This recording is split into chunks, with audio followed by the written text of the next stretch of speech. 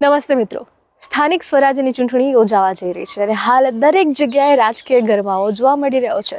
હાલ આપણે પહોંચી ગયા છીએ પાલનપુર અને આ પાલનપુર શહેર તે ભાજપ શાસિત શહેર છે તેવું કહીએ તો તેમાં કાંઈ ખોટું નથી.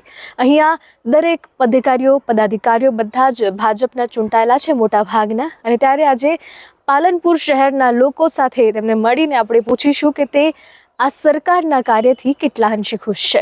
ઉપરાંત આપણે પ્રયત્ન પણ કરીશું કે જેટલા ઉમેદવારો અત્યારે ઊભા છે આ ચૂંટણીમાં તેમની સાથે પણ આપણે સીધી વાત કરીએ. તો આ વિડીયોને અંત સુધી જોજો. હાલના ચૂંટણીના માહોલ વિશે આપ જણાવશો. બહુ સારો માહોલ છે, પ્રજા પરિવર્તન ઈચ્છે છે, કારણ કે ભારતીય જનતા પાર્ટીના આ શાસનને કારણે પ્રજા ત્રાહિમામ છે. કોઈ નીતિ નિયમો જળવાયા નથી, બરાબર. સારા લોકોની ટિકિટો કાપી છે અને કોઈ પણ ગુણવત્તા વગરના લોકોને ટિકિટો આપી છે. તો પ્રજા એક પરિવર્તનનો માહોલ ઈચ્છે છે. તો મને 100% વિશ્વાસ છે કે કોંગ્રેસનું આ વખતે બોર્ડ બનશે. કૌશલ અમૃતલાલ જોશી, હું વોર્ડ નંબર 7માં 2017માં પહેલાં પેટા ચૂંટણી કોંગ્રેસમાંથી જીત્યો હતો, જેમાં આખા ઉત્તર ગુજરાતમાં એક જ સીટની ચૂંટણી હતી, જેમાં બધા જ લોકો સામે ફોજ એમની આખી ઉતરી ગઈ હતી, છતાં પણ અમે 301 વોટે ભવ્ય જીત મેળવી હતી. પછી અમને લોકસભાની ચૂંટણીમાં આ લોકો, મારા ફાધર બી આગળ કોર્પોરેટર રહી ચૂક્યા હતા, જેથી એ લોકો આવ્યા કે ભાઈ તમે આવી જાઓ, આપણે વિકાસના કામો સાથે મળીને કરશું. જેથી પછી અમે ભાજપમાં પાછા ગયા અને 2021ની ચૂંટણીમાં મને ટિકિટ આપી, જેમાં પહેલી જ વખત મને ડ્રેનેજ સમિતિનો ચેરમેન બનાવવામાં આવ્યો. જેમાં 2014થી જે અધૂરા પ્રશ્નો હતા ડ્રેનેજના, તે અમારા વોર્ડમાં તેમજ સમગ્ર પાલનપુર શહેરમાં જે જટિલ પ્રશ્નો હતા એ અમે સોલ્વ કરાવ્યા. 2014થી જે એસટીપી બનતો નહોતો એ એસટીપી અમે 2021માં ચેરમેન પછી બધો સર્વે કર્યો, એનો ડીપીઆર બનાવ્યો, એ કામ મંજૂર કરાવ્યું અને ત્યાં આગળ એસટીપીનું કામ પણ ચાલુ કરાવડાવ્યું. એ કામ 80% પૂર્ણ થઈ ગયું છે. પાલનપુરમાં ભૂગર્ભના જે મોટાભાગના પ્રશ્નો હતા એ પણ સોલ્વ થઈ ગયા છે.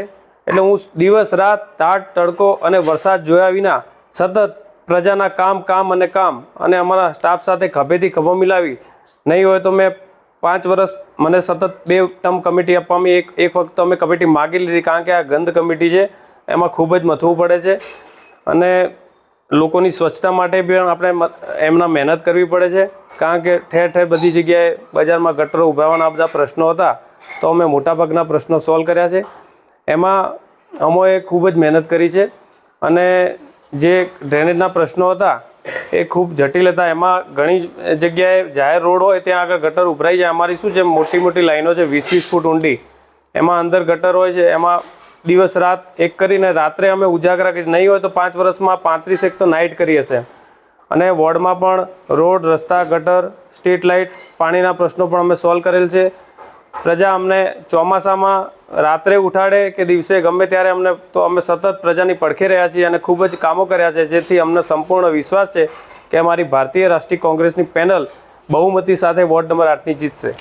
અમારી વોર્ડ નંબર 8ની પેનલમાં હું એક તો કૌશલ જોશી, બીજા એક છે કલ્પેશભાઈ પરમાર, કે કુમારના નામથી ઓળખાય છે, અને બીજા એક બેન છે અમૃતભાઈ ફોસી છે એમના વાઈફ, અને બીજા એક છે નીમાબેન પટેલ જે રામજીનગર રોડથી છે. આ અમારી પેનલ છે અને અમને સંપૂર્ણ વિશ્વાસ છે કે અમારી પેનલ બહુમતી સાથે જીતશે. અમારી અત્યારે જે પેનલ બની છે એ પેનલથી આ લોકો ડરી ગયા છે, તો અમારા પેનલના જે બેન છે એમના ઉપર ખૂબ જ પ્રેશર છે. અમારા પોતાના ઉપર બી અમને ડાયરેક્ટ તો કહી ના શકે, પણ બીજા લોકોએ જે લોકોએ અમારી ભલામણ કરી હતી ટિકિટ માટે, એ લોકોને ખૂબ પ્રેશર હતું કે ભાઈ આને કૌશલને બેસાડી દો. અમને ડાયરેક્ટ કોઈ કહી શકે એમ નથી. એમને એમ કીધું કે ભાઈ અમે કૌશલને ટિકિટ આપવા માટે ભલામણ કરી હતી, કૌશલને પાછું ખેંચવા માટે તમને ભલામણ કરી નથી, જેથી અમે એ છોકરાને ના કહી શકીએ. અને અમારા જે બેન ઉમેદવાર છે એમના ઉપર ખૂબ જ માનસિક ટોર્ચરિંગ છે, પણ એ મક્કમ છે કે ભાઈ હું મારી ઇજ્જત જવા નહીં દઉં, જેથી અમે ખૂબ વિશ્વાસ છે કે આ પેનલ અમારી બહુમતી સાથે જીતશે. મારું નામ ડૉક્ટર રવિ સોની છે અને લગભગ અભ્યાસ જે મેં કર્યો છે એમાં PGDCA, MCOM, MBA અને PhD કરેલો છું, અને પરિવાર ક્લાસીસ નામથી એક ક્લાસીસ ચલાવું છું, જેમાં કોમ્પિટિટિવ એક્ઝામ માટેની તૈયારી કરાવડાવું છું.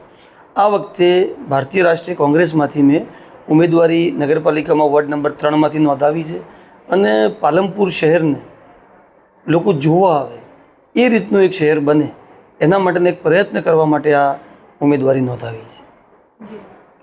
પાલનપુર શહેર લગભગ અમે જન્મ્યા ત્યારથી જોઈએ છીએ કે એની એ જ પ્રોબ્લેમ્સ, મતલબ જે લોકલ લોકોને એમ લાગે છે કે અમને સારો રસ્તો મળી જાય, ગટર ના ઉભરાતી હોય, સ્ટ્રીટ લાઇટ્સ મળી જાય અને થોડીક સફાઈ મળી જાય તો અમારા નગરસેવકનું કામ પૂરું. ખરેખર નગરસેવકનું કામ આમાંથી એક પણ નથી. નગરસેવકનું કામ છે પોતાના વોર્ડ વાઇઝ પોતાના લોકોનું માનસિક, શારીરિક અને આર્થિક વિકાસ થાય, સામાજિક વિકાસ થાય એના માટેના પ્રયત્નો કરવા. એની અંદર બાળકો માટે ત્યાં આગળ રમવા માટે બગીચા હોય, એક રમત માટેના તે સાધનો હોય, એ સિવાય જે લોકો ભણવા બેઠેલા છે જે લોકો બીજી તૈયારીઓ કરે છે એમના માટે ત્યાં વાંચનાલય, લાઇબ્રેરીઓ હોય. જે લોકોને કસરત કરવી છે એમની માટે નગરપાલિકા દ્વારા કોઈ એવું સરકારી જીમ હોય જ્યાં નજીવી ફીમાં એ ત્યાં કસરત કરી શકે. એ સિવાય વોર્ડની અંદર તમામ વ્યક્તિઓને પોતાના ઘેર રહેવાની ઈચ્છા થાય એવી સાફ સફાઈ થયેલા રોડ રસ્તા જે છે એ હોય અને ત્યાં વૃક્ષારોપણ કરેલું હોય. આવા બધા જે વિચાર છે એ વિચાર લઈ અને પાલનપુર શહેરની જનતા વચ્ચે અમે લોકો જવાના છીએ અને જો અમે સત્તામાં આવી જઈશું તો આ કરવાના છીએ. અને ભગવાન નગર સત્તામાં ના આવ્યા તો ભાઈ જે લોકો આવશે એમની જોડે આ કરાવડાવીશું. અને ભ્રષ્ટાચારથી ખદબદતી અમારી પાલનપુર નગરપાલિકા આજની નહીં, ઘણા વર્ષોથી એ વાત પાલનપુર શહેરીજનો જાણે પણ છે કે સ્ટ્રીટ લાઇટ હોય, ચાહે માનસરોવર તળાવ હોય, ચાહે કોઈ પણ પાલનપુરનો રસ્તો હોય, એમાં જે ભ્રષ્ટાચાર થયા છે એને પુરાવા સાથે દર વખતે ઓથેન્ટિક રજૂઆતો થઈ છે. પણ એના પછી કોઈ કાર્યવાહી એટલા માટે જ ન થઈ કે વિપક્ષ નબળો હતો. તો લોકોએ અમને કીધું કે તમે બહાર બેઠા બેઠા જ્યાં ક્યાં સુધી બોલશો આ બધું, તો તમે પણ અંદર આવો. તો હવે અંદર આવવા માટેનો એક પ્રયત્ન કર્યો છે. તો જ્યારે સત્તા પક્ષ જોડે ટિકિટ માંગવામાં આવી તો એમને એવું કીધું કે તમારે શિસ્તમાં રહેવું પડશે. શિસ્તનો મતલબ થતો હતો કે તમારે ચૂપ રહેવું પડશે. જો અમારે ચૂપ જ રહેવું હોય તો અમે ઘેર બરાબર છીએ, ચૂપ બેસી રહીશું. જીતીને ત્યાં આવવાનો મતલબ શું છે? કેમ કે નગરપાલિકામાં કોઈ પગાર નથી અને અમારે ચૂપ રહેવાનું, તો શું કરવા આવીએ? તો પછી ભારતીય રાષ્ટ્રીય કોંગ્રેસ સાથે વાત થઈ. એમને પણ અમે આ શરત મૂકી હતી કે અમે ના ખાઈશું ના કોઈને લેવા દઈશું. તો એમને ઓકે કર્યું છે કે ઓકે, તમે પૈસા લેતા પણ નહીં અને કોઈને લેવા પણ ન દેતા, આપણા હોય કે બીજાના હોય, ચોરીઓ નહીં થવા દઈએ. એ કન્સેપ્ટ લઈ અને પ્રજા વચ્ચે હવે આ વખતે અમે ગયા છીએ. અને ભારતીય રાષ્ટ્રીય કોંગ્રેસે તો આ વખતે એટલી સરસ સરસ ટિકિટો આપી છે, એવા ઉમેદવારોને લીધા છે કે જે ભણેલા ગણેલા છે, જેમની જોડે વિઝન છે.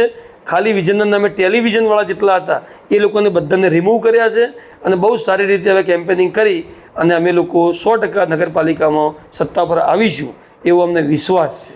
કયા વોર્ડ નંબરમાંથી આપ ઊભા છો ને આપની સાથે બીજા કયા કયા ઉમેદવારોનું નામ? હું વોર્ડ નંબર 3માંથી આ વખતે ઉમેદવાર છું. મારી સાથે આશાબેન રાવલ જે લગભગ પાછલા 20 વર્ષથી સતત ચૂંટાઈને આવે છે. અને બીજા અમારી સાથે શિડ્યુલ ટ્રાઇબની એક સીટ છે જેમાંથી જીગરભાઈ ભીલ એ અમારી સાથે ઊભા છે. અને સંજોગો વસાત અમુક દાખલાઓના કારણે અમારી જે ચોથી બહેન હતા અમારી સાથે એમનું ફોર્મ ગઈકાલે રદ થયું છે. પણ હવે કુદરતની જે પણ મરજી હશે એ થયું છે. ઉમેદવારી ફોર્મ જે તમે ભર્યું છે તેને પાછું ખેંચવા માટેનું કોઈ તમારું પ્રેશર અથવા તમારી સાથે જે ઊભા છે તેમના ઉપર આવું કોઈ પ્રેશર આવ્યાનો કોઈ દાખલો તમારી સાથે થયો? એકદમ નિમ્ન કક્ષાની રાજનીતિ જેને આપણે કહી શકીએ કે કમસે કમ તમે ગ્રાઉન્ડમાં આવીને લડો અને હાર જીત કરો. એની જગ્યાએ આજે ભારતીય જનતા પાર્ટીના અમુક લોકો સ્પેશિયલી અમારા જે પેનલના લોકો છે એમના ઘરે જઈ રહ્યા છે, સામાજિક પ્રેશર લાવી રહ્યા છે, નેતાઓનું પ્રેશર લાવી રહ્યા છે, ડરાવવાની ટ્રાય કરી રહ્યા છે, પૈસાની 5-5, 10-10 લાખ રૂપિયાની ઓફર કરી રહ્યા છે કે તમે ફોર્મ પાછું ખેંચી લો. આટલા રૂપિયા આવે છે ક્યાંથી? કેમ કોઈ વ્યક્તિ 5 લાખ, 10 લાખ, 20 લાખ હાલવા તૈયાર થયો છે? કારણ કે એને ખબર છે કે ત્યાં જઈને અમે ભ્રષ્ટાચાર કરીને ફરી કમાઈ લઈશું. આ ભ્રષ્ટાચાર રોકવા માટે તો અમે ઊભા છીએ. કમસે કમ તમે એટલી માનવતા તો રાખો. કમસે કમ તમે ઇલેક્શનમાં આવ્યા છો તો કોઈ વ્યક્તિને લડી શકે એને લડવા તો દો. આટલી બધી ડર શેની છે? હમણાં એક ભાઈને ફોન આવ્યો છે કે ગુજરાતના એક મોટા નેતાનો ફોન આવ્યો છે કે રવિ સોનીને બેસાડી દો. રવિ સોની બેસે? 20 વર્ષથી લડી રહ્યો છે. પૈસાથી બેસે? ન બેસે. અમારે લડવાનું છે, લડતા રહીશું. પણ એવા લગભગ 2-4 ઉમેદવાર છે કે જેને આ લોકો પ્રેશરાઇઝ કરી રહ્યા છે. ગમે તે સંજોગોમાં સોશિયલી અને પૈસાથી, ફાઇનાન્શિયલી ગમે તેમ કરીને એને બેસાડો. પણ હજી અમારો એક પણ કેન્ડિડેટ આ રીતે પૈસાથી બેસી ગયો હોય એવું બન્યું નથી. અને આગળ પણ મજબૂતાઈથી બધા અમે લડીશું અને ઠેઠ સુધી એમની સામે રહી અને પાલનપુરને ભ્રષ્ટાચાર મુક્તિવાળું એક શાસન અમે લોકો આપીશું. દરેક યુવાન આજે જ્યારે કોલેજ કરીને બહાર નીકળે છે એના માતા પિતાને, એના સમાજને એક એવી આશા હોય છે કે આ કંઈક બનશે અને અમારા માતા પિતાને એવું હોય કે હવે અમારો સહારો બનશે.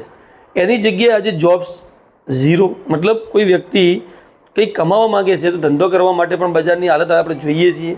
તો યુવાધન એવું ઈચ્છે છે કે શાસનમાં એવા લોકો હોય કે જે એમને કઈ પણ રીતે પુશઅપ કરે, અને એ પુશઅપ કરવા માટે કરીને પણ અમે લોકો ઘણું બધું વિચાર્યું છે. પાલનપુર શહેરમાં લોકો બહારથી એ ધંધો કરવા માટે આવે, ધંધાની સવલતો નગરપાલિકા એવી આપે કે એને બિઝનેસ બિલકુલ ઇઝી ગોઈંગ થઈ જાય અને લોકો ત્યાં સુધી પહોંચી શકે. નહીં કે અમે ગમે ત્યારે ગમે તેના પર ગમે તેવા ટેક્સ લગાવી, ગમે તેમ એને ડરાઈ ધમકાઈ અને માત્ર કટકી કરવા માટે કોઈનો બિઝનેસ બંધ થઈ જાય, આવું કોઈ કારણ ન રહે. અને પાલનપુર શહેરમાં દરેક વ્યક્તિને રોજગારી એ કેન્દ્ર સરકાર, રાજ્ય સરકાર આપી શકે, પણ અમે એવો માહોલ આપવાનો પ્રયત્ન કરીશું કે વ્યક્તિ જે પણ રોજગારમાં જોડાય એ શાંતિથી, સરળતાથી અને બિલકુલ વિશ્વાસથી કરી શકે. મારું નામ જયદીપ કુમાર પરમાર છે. તમને શું લાગે છે કે અત્યારે જે ઇલેક્શનનો માહોલ છે એમાં કોનું પલડું વધારે ભારે આપણે દેખાઈ રહ્યું છે ત્યારે? અત્યારે જે નગરપાલિકાનો ઇલેક્શનનો જે માહોલ છે એમાં પલડું તો કોઈ પક્ષનું ભારે લાગતું નથી, પણ અત્યારે એવો માહોલ છે કે જે કામ કરશે અને જે પ્રમાણે જે મુદ્દા જેના સારા હશે કે આગળ જતાં જે કયું કામ વિકાસલક્ષી કામ કોણ કરશે તે ઉમેદવારને જોઈને બધા વોટિંગ આપે એવું લાગી રહ્યું છે. અત્યાર સુધી તમને શું લાગે છે કે કયા પક્ષની ઉમેદવારી જે રહી છે અત્યાર સુધી તેમાં કોણ વધારે સારું કામ કયા પક્ષનું રહ્યું? જે ગયા 5 વર્ષમાં જોતા તો નગરપાલિકામાં એવું લાગી રહ્યું છે કે ભાજપના અમુક જે નેતાઓ હતા એમને બરાબર કામ કરેલ નથી, તો આ વખતે નવા જે નેતા છે અને જે કોંગ્રેસ પક્ષના નેતાઓ જે મજબૂત છે અને જે નવા છે એમનું પલડું ભારે લાગી રહ્યું છે. અત્યારે શું લાગે છે કે અત્યાર સુધી જે ભાજપનો જે નિયમ છે કે 3 ટર્મ પછી તેમને ટિકિટ આપવામાં આવતી નથી, તે યોગ્ય છે કે કેમ? કે જે માણસ આટલા વર્ષોથી ભાજપ માટે કામ કરી રહ્યું છે અને તેને 3 ટર્મ પછી ટિકિટ આપવામાં નથી આવતું, તો તેમાં તમારું શું કહેવું? ના, જેને પણ કામ કર્યું છે તેને 3 ટર્મ હોય કે 4 ટર્મ હોય કે 5 ટર્મ હોય તેમને ટિકિટ આપવી જ જોઈએ. જે કામ કરે છે એમને તો ટિકિટ આપવી જ જોઈએ, અને જે નવા ઉમેદવાર લેવામાં આવે છે જે કામ કરી શકે, જે મજબૂત હોય અને એવા જ લેવા જોઈએ. નમસ્તે, આપનું નામ જણાવશો? આપ ક્યાંથી આવે છો? હું સુરતના ઉધણા વિસ્તારમાંથી આવું છું. જી, અને જે આ સ્થાનિક સ્વરાજ્યની ચૂંટણી છે તેના વિશે આપનું શું કહેવું છે? એ ખરેખર ભારત દેશ માટે સ્વતંત્રનો પહેલો પાયો ગણાય, અને આ સ્થાનિક ચૂંટણીમાંથી લોકોની સાચી વાચા છે તે આપણને મળે છે જોવા. હવે પહેલાં જેવું રહ્યું નથી. આઝાદીના આટલા વર્ષો પછી લોકો ખૂબ જાગૃત થઈ ગયા છે અને એ પોતે જોઈ રહ્યા છે કે આપણે કઈ દિશા તરફ જઈ રહ્યા છીએ. એટલે એને લઈને લોકોનું જે વોટિંગ થશે તે ગમે તે પક્ષો ગમે તે બોલતા છે, પણ વર્કને પ્રાધાન્ય આપવામાં આવશે અને જે લોકોએ કાર્ય કર્યું છે એને જ સફળતા મળશે. એટલે હું શુભેચ્છા પાઠવું છું કે સ્વતંત્રના આ ભાગની અંદર જે કંઈ કામ કર્યું છે તે કોણે કર્યું છે બધા જાણે છે. આ સુવિધાઓ અત્યાર સુધીમાં હતી નહીં, અને ગુજરાત જોવા જાવ તો નંબર 1 અત્યારે ઇન્ડિયા લેવલ ઉપર આવી રહ્યું છે, અને એમાં આપણી ઘણો બધો ફાળો છે અને બધાને ખબર જ છે કે શું થઈ રહ્યું છે ના, અને યોગ્ય દિશામાં છે. આઈ પ્રાઉડ.